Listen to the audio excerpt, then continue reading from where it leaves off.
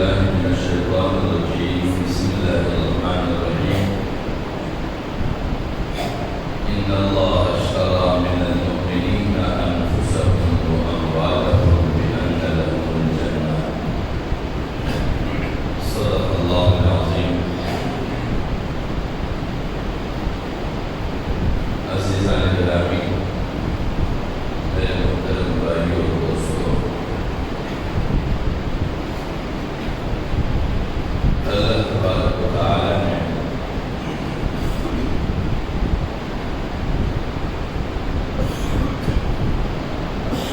انسانی پیدائش کے روز اول سے انسانی اعمال کے بہتری اور برتری کے لیے مختلف مواقع فراہم کیے ہیں، تاکہ ان مواقع کی بنیاد پر اللہ تعالی کی اطاعت گزار بندوں کی جانب سے اللہ تعالی کے ساتھ رابطہ جوڑنے کی اسباب پیدا ہوں، اور وہ بندے جو اپنے آپ کو اطاعت گزار کہتے ہیں وہ عملی طور پر اپنی اطاعت کا مظاہرہ کر سکے اور اپنے عمل کے ذریعے سے یوں ثابت کرے کہ وہ واقعتاً اللہ رب العزت کے بندے ہیں اور ان کے اطاعت گزار ہیں اور ان کے احکام اور فرامین کی پیروی کرنے والے ہیں، کیونکہ بنیادی طور پر بندگی کا آغاز ایمان لانے سے ہو جاتا ہے اور پھر اس کی تکمیل عبادات اور اعمال کے ذریعے سے ہوتی ہے، اور ان عبادات اور اعمال کی بھی دو صورتیں ہیں۔ ایک صورت بدنی عبادات کی ہے کہ انسان اپنے بدن کے ذریعے سے کچھ عبادات کی تکمیل کرتا ہے، وہ یوں کہ نماز کے ذریعے سے بدنی عبادت کی تکمیل کرتے ہیں، روزے کے ذریعے سے بدنی عبادت کی تکمیل کرتے ہیں، حج کی صورت میں بدنی تکلیف کے ذریعے سے عبادت کی تکمیل کرتے ہیں۔ تو یہ بدنی عبادات اور اس کے علاوہ دو قسم کے عبادات اور ہیں جس کی تکمیل جان کے ذریعے سے ہوتی ہے اور مال کے ذریعے سے ہوتی ہے، اور اس کے بارے میں اللہ تعالیٰ فرماتے ہیں کہ ان اللہ اشتری من المؤمنین انفسهم واموالهم بان لهم الجنہ، کہ اللہ تبارک و تعالیٰ نے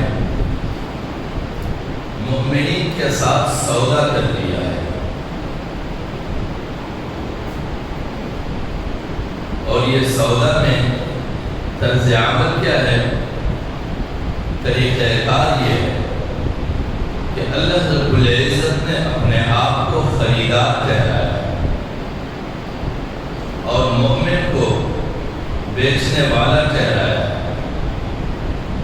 اور جنت کو اس سودا کا قیمت قرار دے دیا۔ تو اس کو پوچھتے تو وہی پوچھنا مجھے پہنچتا،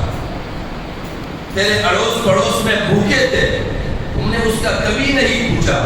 کبھی نہیں کھلایا، اسے کھلاتا تو وہ مجھے پہنچتا،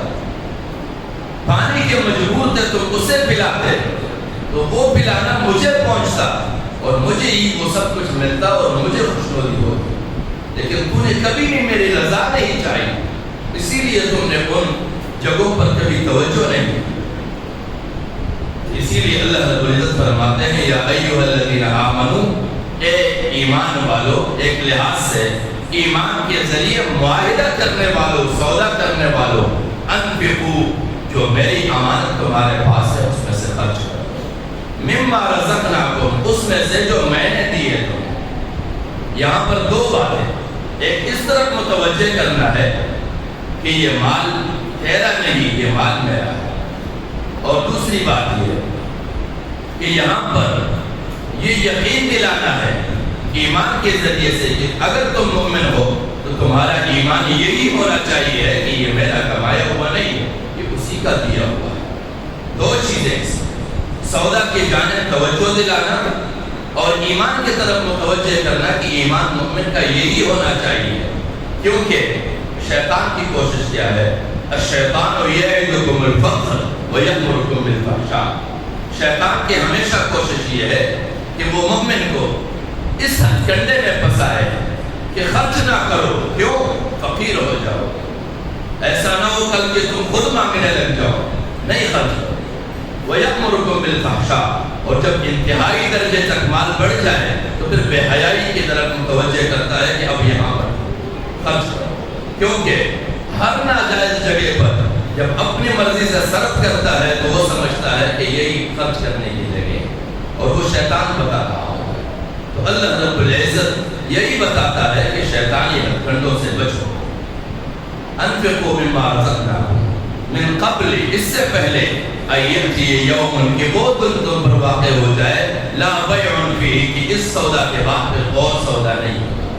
ولا خلۃ، اور کوئی آشنائی کام نہیں آتی، کوئی جان پہچان کام نہیں آتا۔ یہاں پر تو ہم دوستوں کا سہارا لے کے کہیں پر بھی کوئی سفارش کروا دیتے ہیں، ولا شفاعت، کوئی سفارش نہیں۔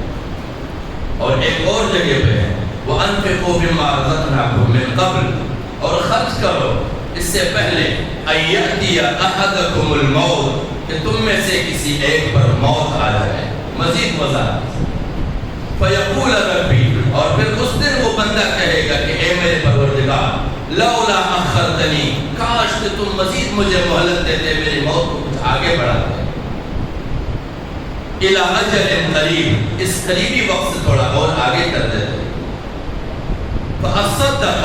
تو پھر میں انتہائی درجے کا خرچ بھی کرتا، وَأَكُن مِّنَ الصَّالِحِينَ، اور میں نیک لوگوں میں سے اپنے آپ کو بنانے کی کوشش کرتا۔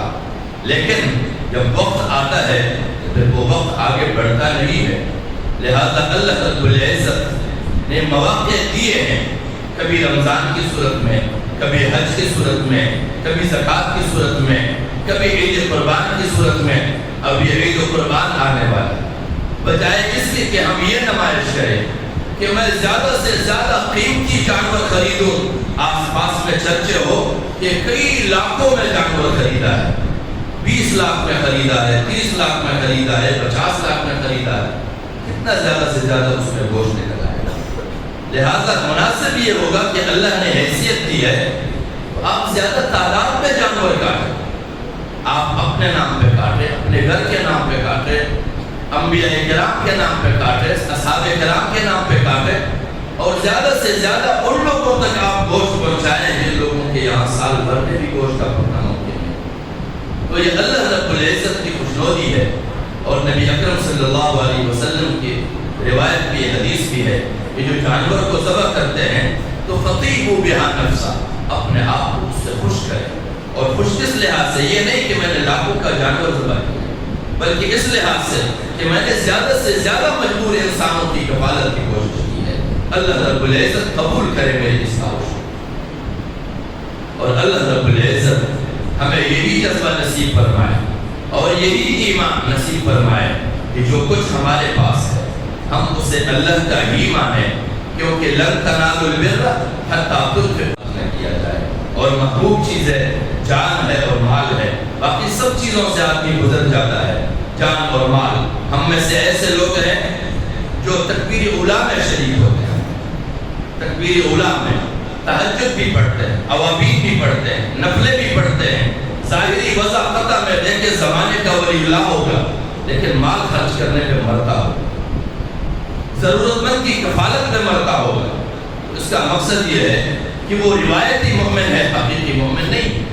اللہ رب العزت ہمیں حقیقی مومن بنائے کہ اگر ایمان ہم نے اللہ کی رضا کے لیے لایا ہے تو پھر جو مال میرے پاس ہے وہ بھی میرا نہیں، وہ اللہ کا ہے۔ اللہ کریم ہمیں خلوص نیت کے ساتھ جان اور مال، زندگی، سب کچھ اللہ کے حضور صرف کرنے کی توفیق بخشے، تاکہ وہ قیمت جو جنت کی صورت میں ہے ہم اس کا حقدار بن سکے، اسے حاصل کر سکے۔ وآخر دعوانا